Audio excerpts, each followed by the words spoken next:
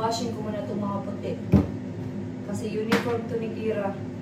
So, kailangan ko siyang i-wash. Sabado ngayon. Gagamitin niya ito sa Monday.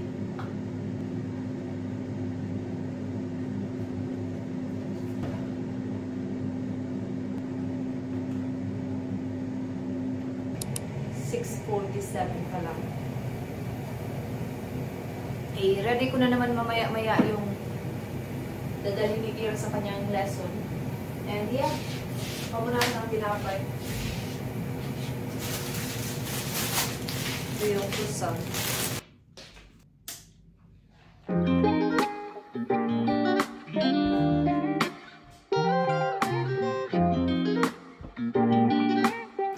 Ngayon is kailangan ko nang i-ready yung snacks ni Kira sa kanyang lesson para makaligo na ako. Kunti lang naman yung i-prepare ko kasi snacks lang naman. Maybe nakuha ako ng crisp, ham maybe. Basta, malagyan ko lang siya ng kahit kunti na makain niya ba.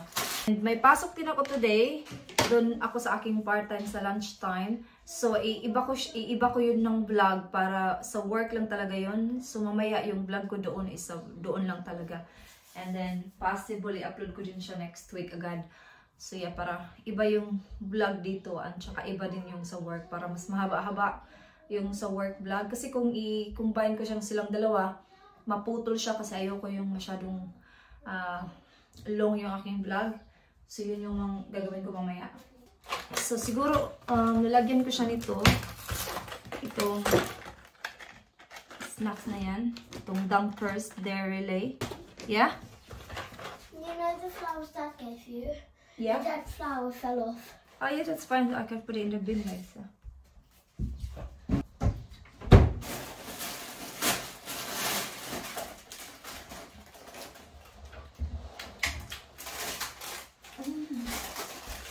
Binalagyan ko siya nito. And tsaka saging, yun lang. Tapos tubig. Ito, konti snack size itong binili ko. Para enough lang talaga sa kanya. Yun lang. And then tubig. Saan ba yung water bottle niya?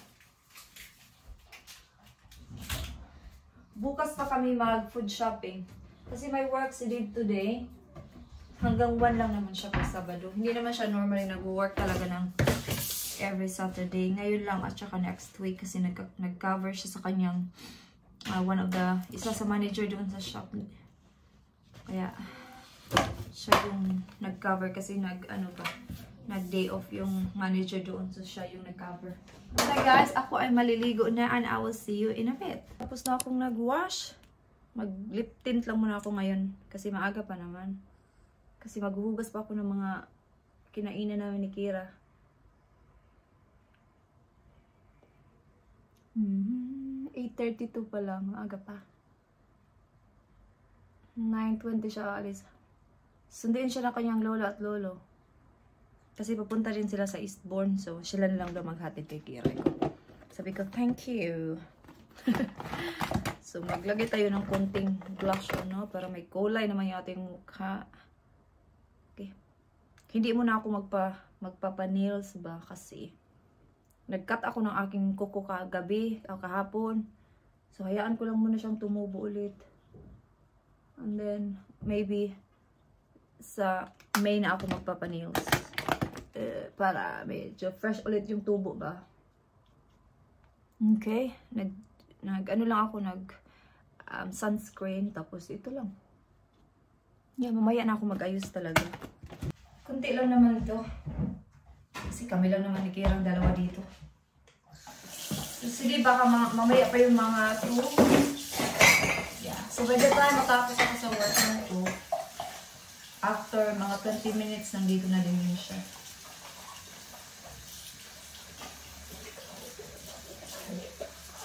Mayroon kaming order ngayon na marami. 40 pieces ng fish. At saka chips. So, kaya medyo busy ako to start with. Mamaya, mga 12:30 yung collection ng order mamaya.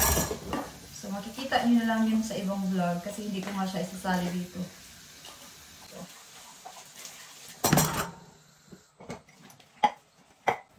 Napanood nyo ba yung ba kay Tony Gonzaga sa Tony Talks? Napanood nyo ba yung video ni, ni Salome? Grabe yung kwento niya, no? Pornstar pala siya. Tinignan ko yung video niya, pornstar nga siya. Grabe, no? It's amazing na yung may mga taong, like kagaya ni Tony Gonzaga, no? Siya yung nag-interview. Like, you know yung, di ba dapat sa mga Pinoy, yung judgment sa mga ganyang work is below the belt din. Pero napaka-open-minded din ito yung Gonzaga no? Na i-interview yung mga ganyang story sa life ng isang tao. Yeah, like, grabe. Yeah, si Salome din, napaka-strong niya na i-share yung life niya na ganyan. Anyway, nakita ko lang siya kagabi. Kasi nag-YouTube ako ba, nakita ko siya. Sabi ko, panoorin na lang din kasi wala naman akong ibang gustong panoorin. So sabi ko, panoorin ko nga. Yun, naiyak din ako sa sa story ng kanyang buhay. Tsaka yung kay Julia, na panood ko din yung dalawa. Si Salome at saka yung kay Julia na episode. Napanood ko kahapon. Pag makaalis na si Kira, magbabacuum ako sa sahig. Kasi, kailangan kong vacuum. Everyday talaga ako nagbabacuum. Bago ako papasok or basta everyday. Okay. Nakalis na si Kira, so mag-vacuum na tayo, guys.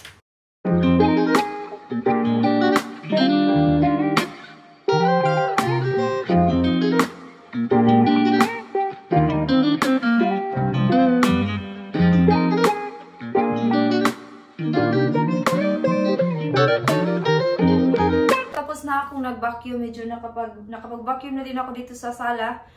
And pakita ko pala ito sa inyo. Nabili ko siya kahapon sa Morrison. Nakita ko siya parang bago. Sabi ko, itry ko nga, mabango siya. May iba-ibang may iba-ibang scent doon. Ito pomelo plus yuzu. Ito siya oh. So nabili ko siya ng 2 pounds na lang. I think originally 3 pounds. And then kinuha ko lang para matry ko. Alam mo, sinasabi ko sa inyo, lahat ng mga panglinis na nakikita ko na bago, binibili ko talaga siya. Kasi gusto ko talaga yung mga panglinis. Ang bango. Anong oras na ba? 9:42 na ng umaga. So magluto muna ako ng itlog at saka tinapay. Para makakain na ako. And then magkape ulit ako. Tapos mag-relax. Tapos punta na ako sa work. So hindi pa ako tapos sa aking paglilinis. Mag-mop pa ako ng floor bago talaga ako pupunta sa work. And nagpunas-punas lang din ako dito. And gamit ko itong Mami Via. Pinopromote ko na talaga yung Via cleaner, no? Via, Mami Via, baka naman padalhan mo ako dito sa UK. I wish na meron ako mga ganyan, no? Anyway, magluto muna tayo guys ng itlog. So, kuha muna ako dito. Magano lang ako. Itlog natin at saka tinapay na may avocado. So, binili ko siya kahapon sa Morrison. So, kakainin ko ulit siya. Yung lahat na yan kasi sayang. And then, meron ako ditong avocado. Half avocado kahapon. Yun yung aking gagamitin.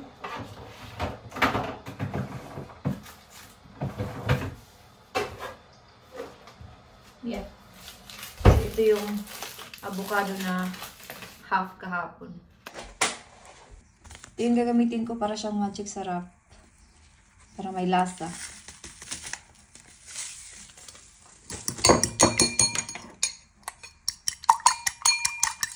Alam niyo na yan, oy. Grade 1 pa lang kayo, marunong na kayo magluto ng itlog. Itong tinapay na to, i-cut ko lang siya ng half. Tapos i-air fry ko siya para medyo mag-crispy at saka mainit siya. Kunti ba? Nagutom na talaga ako, guys. Gutom na ako. Tanggalin ko yung end niya kasi matigas. Tapos, i-air fry natin ng konti. Saglit lang.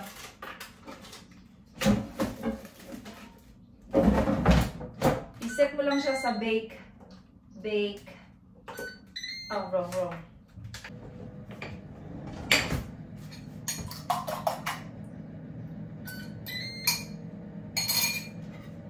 Ang aking breakfast. Yummy, yum. Let's eat! Simple pero masarap to, guys. So guys, so kain muna ako ng breakfast kasi nagutom na ako and I will see you in a bit. So tapos na akong kumain. Medyo nabusog naman kahit papaano, no? So hugasan ko muna itong kinainan ko para walang hugasan bago ako papasok. Ako magkilay ako ng konti lang. Para may kulay yung ating kilay.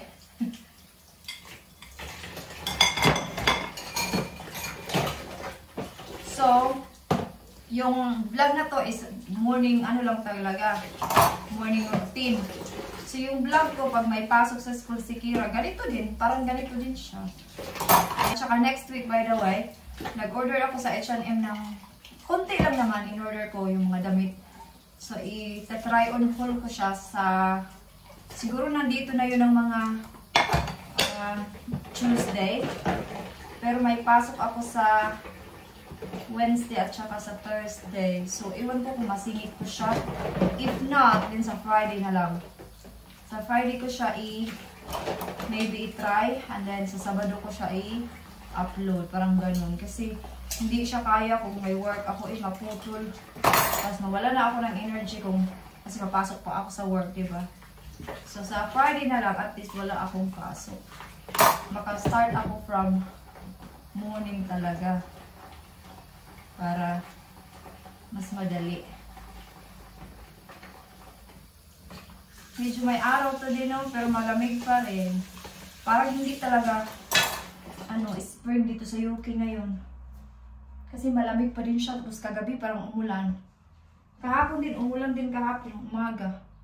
Pero at least ngayon, malamig. At least ba, dry yung panahon. Makalabas. Nag-washing na naman ako mamayang gabi. Yung uniform ni Dave at saka yung uniform ni Kira na colored pa. Kasi gagamitin nila yung mga uniform nila sa Monday. Kaya kailangan ko maglaba mamaya. I-washing ko na naman. So yeah, wala nang hugasan. Nakaka-happy pag walang hugasan. Okay.